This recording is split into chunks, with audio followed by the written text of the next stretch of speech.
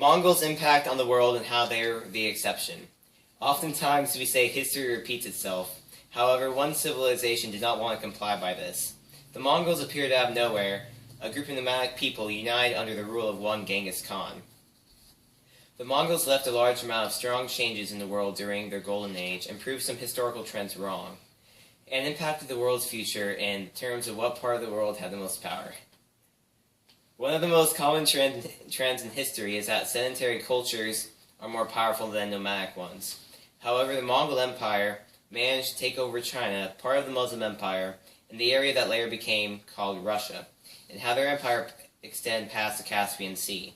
What enabled this success?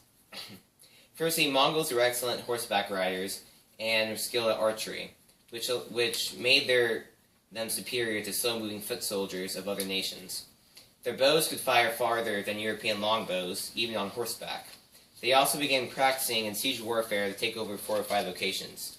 In 25 years, they took over more land than the sedentary Romans did in 400.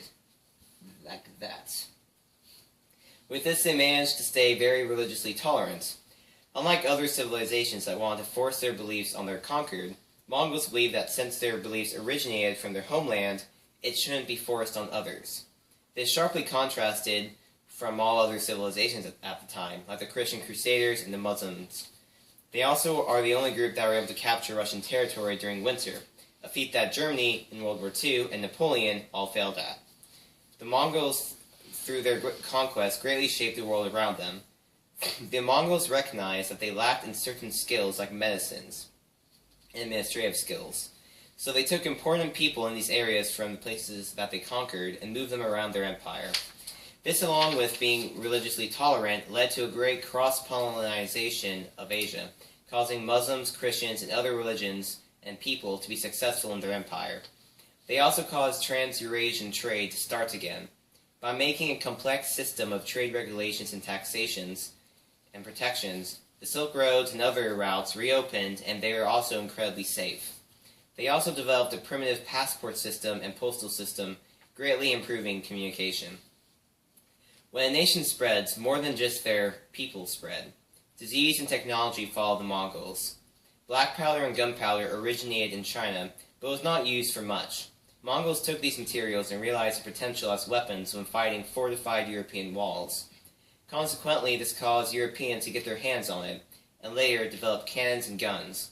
By China being more affected by Mongol dominance, and later their fear of outsiders, left them out of the gun loop, allowing Europe to catch up in power and eventually overtake the rest of the world. Also, the Black Plague trailed the Mongols, again originating in China, it spread with the Mongols to Europe. The Mongols greatly changed the face of Asia and even the rest of the world through more integration and delivery of gunpowder to Europe.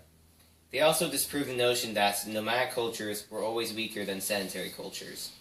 Although the Mongol Empire did not last a long time, the impact left by it greatly affects the world and how it developed, and also calls into question, does history always repeat itself, and can we always expect the trends we see in history to hold true?